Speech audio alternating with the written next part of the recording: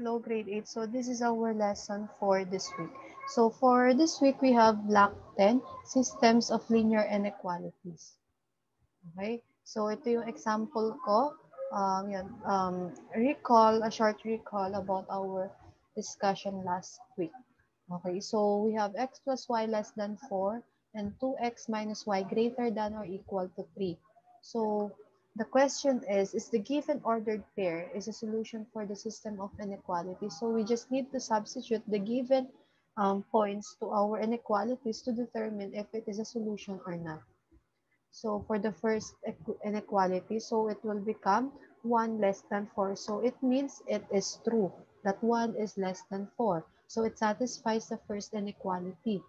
Then the second, we have 2x minus y greater than or equal to 3. Substitute again the given ordered pair. Ayan siya. And then simplify, we will get negative 4 greater than or equal to 3. So we all know that negative 4 is not greater than or equal to positive 3 because, so it means it is wrong. So it is not true. So because it is a negative number and any negative number is not a bigger number or larger number to any positive integer. Okay? So, yeah. So, yun nga, since on the second inequality, the given ordered pair is not, it does not satisfy the second inequality, it means it is not a solution for the system of inequalities. Okay? So, although nag-satisfy siya dun sa isang inequality, pero hindi siya nag-satisfy dun sa pangalawa, hindi pa rin po siya solution dun sa ating inequalities. Okay? So let's proceed with our main topic for today. So our first lesson for this week is graphing two linear inequalities. So we can apply our knowledge about block 8 and block 9 for this lesson. So we have the example x plus y less than or equal to positive 3 and 2x plus 3y greater than negative 1. So remember the slope-intercept form, we just need to transform each inequality to this form. Okay, so which is y is equals to mx plus b. Okay, so ayan siya. So since si y natin is positive na siya, so ang i-adjust na lang natin is yung x po.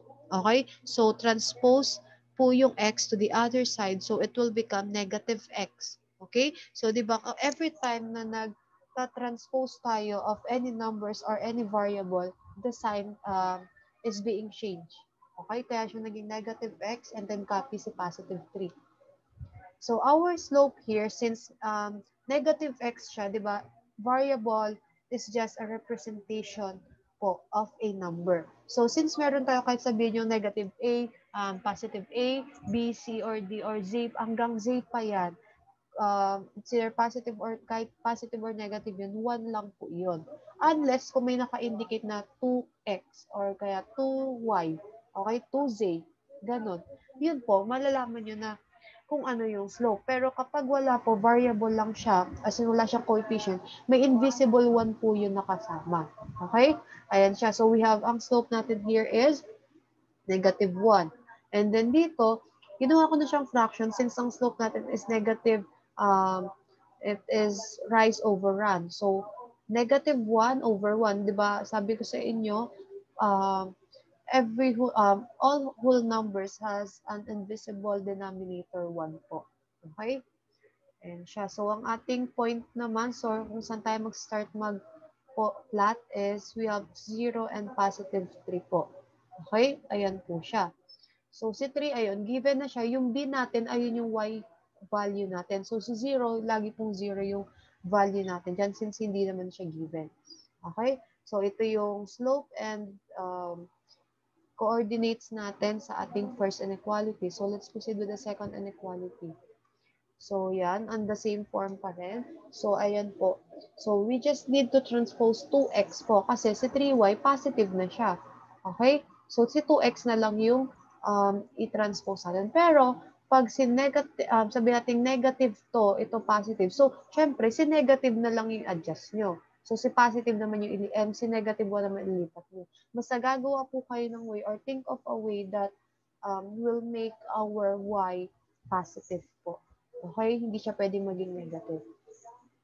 So, transpose 2x to the other side, it will become negative 2x and then copy negative 1. And then, since meron tayong coefficient na kasama ni y or ng ating variable na y, we have to eliminate it. Okay? By dividing all terms by 3. Okay? Kasi 3 yung kasama ni y. Okay? So, divide all side by 3. Ayan, para ma-cancel out po. So, we will be having y is greater than negative 2/3 x minus 1/3 since we cannot be able to divide 2 and 3 as well as 1 and 3 po. So, fraction na siya. Okay? So, ang slope natin is negative 2/3. So, kung ano yung kasama ng variable ng x natin, ayun po yung slope natin. Okay? So, yung walang kasamang variable, ayun po yung point natin, yung y value natin, which is negative 1/3. Okay? So, let's proceed with the graphing na po. And, kinopya ko lang siya dyan. Para makita natin. Okay?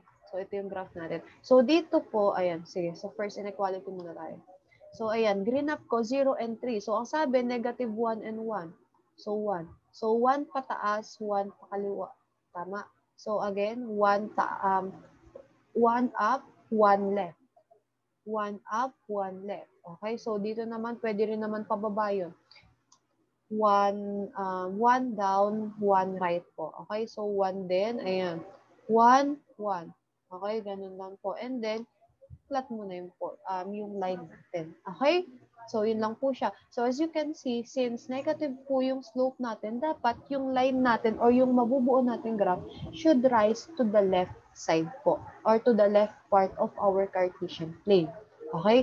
Again po, kapag negative si slope, left part po siya magpo-fall. Okay? Or left part po siya magre-rise. Pero kapag po positive yung slope natin, it will rise, of course, to the right side naman po. Okay? So, kung napansin nyo rin, ayan, solid line po yung atin. Okay? So, later you will be able to differentiate the two inequalities po kapag nag-graph na natin. So, dito, since 0 and negative 1/3, so si negative 1/3, mahirap, medyo komplikado kasi siya i-graph, kaya gawin nyo na lang siyang decimal, which it will become 0.333 and so on. Okay? So, yun po siya. So, dito po pala, ayan. So, kung nakita nyo yung arrow na yan, it represents as the shaded part. So, ibig sabihin, lahat ng nasa, yun, sulatan natin siya. Lahat po ng nasa left side ng ating graph is a solution. Ayan. Shade siya. Okay? Lahat po ng nasa left part ng ating graph is a solution to our first inequality. Okay?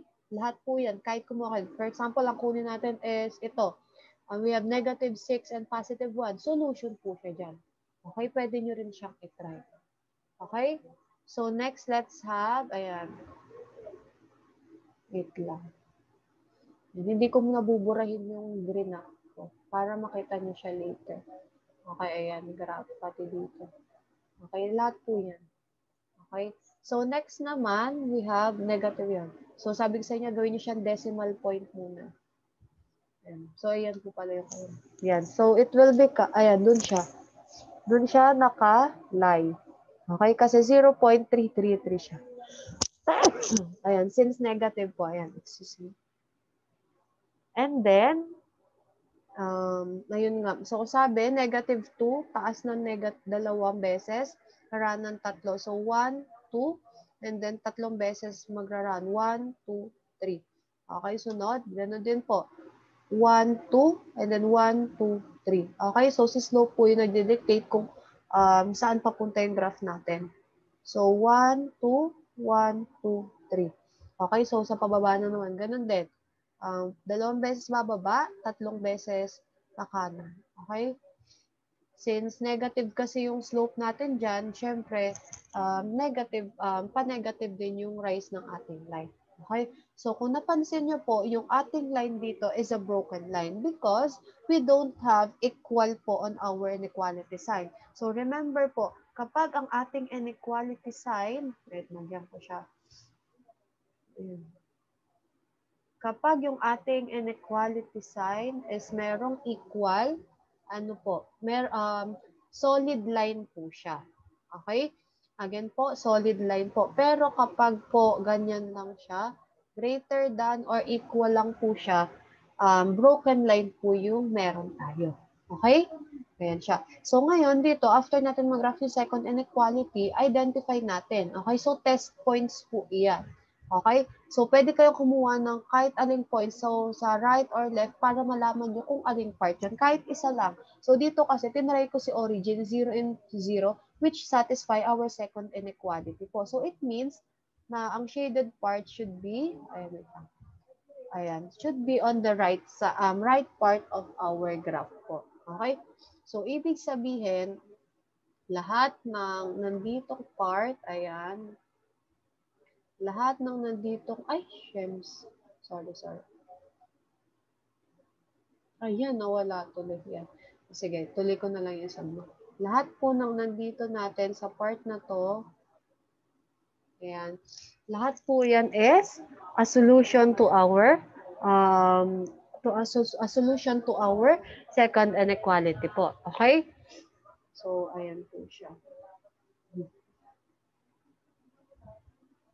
Okay? So, kung napansin nyo, merong certain part of, merong certain region na nag-overlap sila. So, merong red, merong blue. Okay? So, nabura lang kasi yung red natin dyan. So, ito po siya. Okay? So, shinadan ko na siya niya. Okay? Ayan yung shaded part kung saan nag-overlap sila. So, ibig sabihin po, ito yung tinatawag nating feasible region. So, yung feasible region, these are the region, or this is the part of the graph where all the ordered pairs on this region is a solution to both inequalities po. Okay, so ibig sabihin, kahit anong kunin niyo daw pong ordered pair sa loob ng shaded part na to, is a solution to our first inequality and second inequality po. Okay? Ganun po siya. Again po, si feasible region, ayun yung kung saan nag-overlap yung graph natin. Okay, yung shaded part. Okay? Ganun lang po siya. So, delete lang natin muna yung drawing natin. Okay, ayan siya. Okay? So, next. So, how do we represent a system of two linear inequalities in two variables?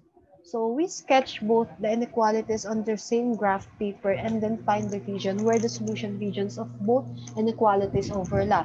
Okay? So, katulad ng ginawa ko kanina, sa isang Cartesian plane lang po ako nag-graph para makita ko kaagad kung saang part or saang part ng graph is mag-overlap yung ating inequalities. Okay? Next. Yan. So, yung common region na yon is called the feasible region of the system of inequalities. Okay? So, this common region is called the feasible region of the system of inequalities. And huli yung tanong niya, what do you call the region where the both inequalities overlap? So, again, sinabi ko na feasible region po yun. So, the ordered pairs in this feasible region are solutions for the system of two inequalities. Okay? So, ibig sabihin, lahat ng nasa feasible region, katulad ng sinabi ko kanina, is a solution to our system of inequalities po. Okay? Next. Let's have another example. So, does the system of inequalities 4x minus 5y greater than 11 and 8x minus 10y less than 5 have a solution? Ayan po siya. So, first, you have 4x minus 5y greater than 11. So, since dito po, dito, ang ginawa ko yun, gumawa na lang ako ng way. Okay, pwede naman yun. Pwedeng iwan nyo si 5, kahit negative siya, sige, okay lang yun. Dito kasi, gumawa na lang ako ng way para mapapansin nyo mamaya, positive pa rin siya, kahit negative siya dito. Okay, so si 4x po, nilipat ko siya dito. Okay, siya yung nilipat ko na lang. Naging negative 4x po, and then copy positive 11 po. Okay, so, it's up to you po kung paano siya, as long as dapat na sa isang side lang po yung ating y. Okay? So, next. Ayan na po siya. Y is greater than 4/5 x minus 11/5. Okay? So, kung napansin nyo, naging positive y na po siya kasi dinivide ko po all terms by negative 5. Kaya nawala rin si negative. Hindi naman pwedeng i-divide nyo lang sila lahat kay 5 lang. E di magiging negative y po yun. So, mali po yun. So, kailangan negative 5y po siya. Okay, so negative 5, negative 5 pala, sorry. Negative 5 niyo siya. So, magiging negative 4 divided by negative 5 is positive 4/5. And then, 11 divided by negative 5 is negative 11/5 po. Okay? Ayan po siya. So, ano yung slope natin? Siyempre, yung kasama ng ating variable x, which is yung 4/5 po. Okay? And then, ang ating coordinates is 0 and negative 11/5 po. Okay? Again po, you can transform the fraction yung sa points into decimal po for us to easily graph the given coordinates po. Okay? Okay, next. Ayan siya. We have 8x minus 10y less than 5 po. So, dito naman po, ayun din, same procedure. Transpose 8x, it will become negative 8x and divide all sides by negative 10 and then simplify po kasi diba negative 8 over negative 10 is positive 8 over 10. So, meron po silang GCF na 2. Okay, kaya naging 4/5 x po siya minus 1/2. Okay, so sinimplify nyo, pwede nyo po siyang itry kung nag-hesitate kayo kasi complete hindi ko siya dinetail dito. Okay? So, ganun. Same lang sila ng slope as well as ng coordinates po. Okay? Same lang ba? Ay, hindi pala. Sorry. Doon pa pala yun sa isa. Okay? Ayan siya. Same lang siya ng slope pero yung coordinates po hindi. Okay? Ayan siya. Wait lang. Ay, wait lang. Not, sorry. Na typo error pala ako dito. Ito, kasi dapat talaga pareho sila. Kaya nagtaka din. Ay, hindi. Tama, points pala yun. Sorry. Tama pala. Wala pala akong mali. Sorry, nawindang ako doon. Sa slope pala talaga lang sila pareho. Ayan. Ayan po sila. Kinopya ko lang yung points natin. Yun, same slope sila. So, ayan yung graph. So, first natin is negative 2.2. Ito po siya. Okay? So, 4 times tataas, 5 times kakanan po. Okay? And then, 4 times bababa, kakaliwa po is 5 times naman. Okay? And then yan, broken line po tayo kasi po, yan, wala tayong equal doon. Okay? Next naman po, 0 po, ayan. So, ito po, tinest ko po siya. Ang tinry ko dito kasi is origin lang. So, yung origin kasi is hindi siya nag-satisfy dun sa first inequality. So, ibig sabihin, kabaliktaran nun. Yung nasa kabilang side po yung magsasatisfy doon. Okay? So, di ba testing points tayo sa graphic. Kung babalikan po natin yung graphing linear inequalities and one variable po. Di ba testing points po, meron doon. Sunod po, ayan naman yung graph natin. Negative 0.5, ayan siya. And then, 4 times tataas, kakaliwa 5 times. Ayan po. Ayan, sorry, naunit siya. Ayan.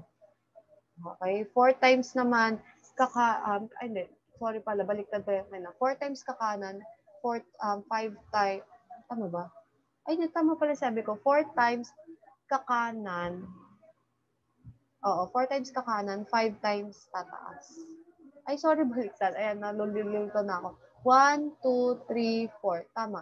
4 times tataas, 5 times kakanan. So, tama na ngayon sinabi ko kayo na. Sorry na, naguguluhan din ako bigla. Ayan, so dito naman, 4 times bababa, 5 times kakaliwa. Okay, then graph niya lang siya. Broken line ulit since wala tayong equal sign dun sa ating inequality sign.